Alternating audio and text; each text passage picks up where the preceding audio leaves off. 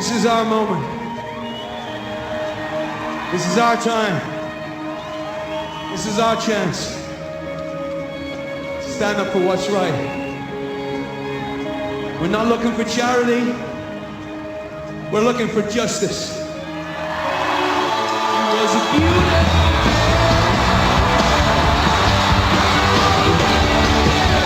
And it was a beautiful day.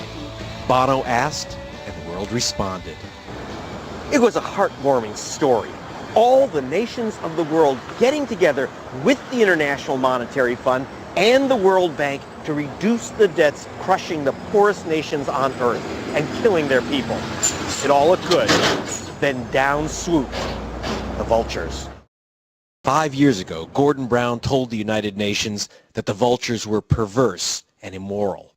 We particularly condemn the perversity where vulture funds purchase debt at a reduced price and make a profit from suing the debtor country to recover the full amount owed, a morally outrageous outcome. Yet today, the vultures are still demanding huge payoffs. One of them expects to win $40 million this week from Zambia. We thought we'd track him down. Our hunt took us to a man who loves Cadillacs customized with mag wheels.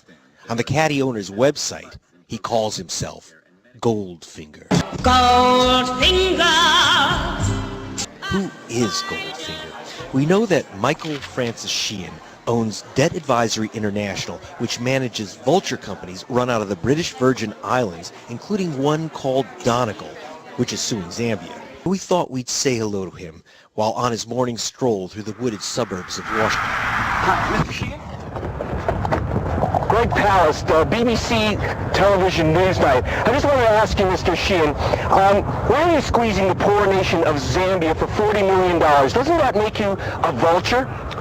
No comment. I'm in litigation. It's not my Well, debt. you've been avoiding this question. Aren't you just profiteering off the good work of people who are trying to save lives by cutting the debt of these poor nations? No, there was a proposal for investment, but that's all I can talk about. A British court is about to rule on whether the Goldfinger-linked companies will walk away with $40 million from the Zambian government. I asked an advisor to Zambia's president what this judgment means to a nation where the average wage is $1 a day. If these bondholders get their $40 million, what does that mean to Zambia? The kind of money we are talking about, in excess of $40 million, is literally wiping out Zambia's annual savings arising from debt relief. Sometimes it falls upon a generation to be great and end to the debt crisis for the poorest countries. Celebrities and pop stars campaigned for 10 years for debt relief. And the wealthier nations responded. A child dies completely unnecessarily as a result of extreme poverty every 3 seconds. Speculators, the vultures, realized they could make massive profits off everyone else's generosity by diverting into their own pockets the debt relief meant for the poor. You look at an animal, the meat's all been picked off, the country seems bankrupt, and these guys can double, triple, or make even more on their money. Debt relief is actually just clearing a path for the vultures to walk in right behind them. Here's how the vultures got Zambia.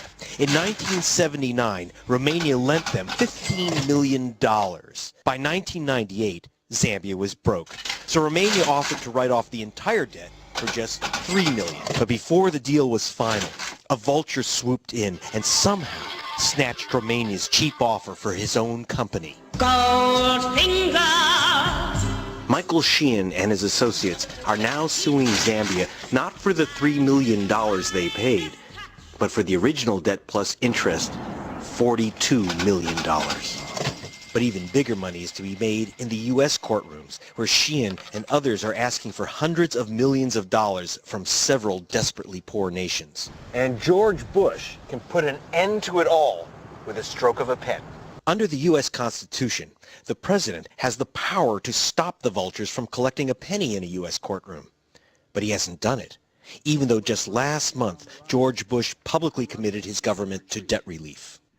And let us continue to support the expanded trade and debt relief that are the best hope for lifting lives and eliminating poverty. To ensure that President Bush won't put his words into action, the debt speculators will need political clout. The money trail has led us up Pennsylvania Avenue to this building, right up close to George Bush's house. Sheehan's operation, Debt Advisory International, paid $250,000 a year to this outfit for their political advice and access, until they got into a bit of trouble. These are the offices of Goldfinger's former lobbyists, once the most powerful in Washington, till one of their partners was caught bribing a couple politicians. Jack Abramoff was recently sentenced to 5 years in prison for the bribery. His partners at the firm of Greenberg Traurig used more traditional legal means to stay tight with President Bush and Republican power brokers. I've decided to get out of town because I've heard there's an even bigger flock of vultures up north. Here in New York City. 36th floor, Elliott Associates, home of billionaire Paul Singer. Singer practically invented the Vulture Fund. In 1996, he bought up some of Peru's debt for $11 million. Then threatened to bankrupt Peru if they didn't give him $58 million. He got his $58 million. Then Singer bought some discounted debt from Congo Brazzaville for only about $10 million. His company then sued Congo and turned the $10 million into $127 million. But that still wasn't enough. Singer's company says the Congo government is corrupt and hid assets from creditors. Courts have agreed, allowing Singer to seek triple damages under U.S. racketeering law. They could get $400 million. Not bad for a $10 million bet. Congo was counting on George Bush to use his legal authority to stop Singer's court action. That hasn't happened. Paul Singer is the #1 donor to George Bush and the Republican cause in New York City. In the run-up to the 2000 election, he gave them $300,000. In 2004, he gave them $1.2 million, including money for the so-called Swift Boat campaign, which smeared the war record of George Bush's opponent. Back in London, in this courthouse, the government of Zambia alleges that Goldfinger paid a bribe, $2 million to the previous president of Zambia to make sure they'd collect.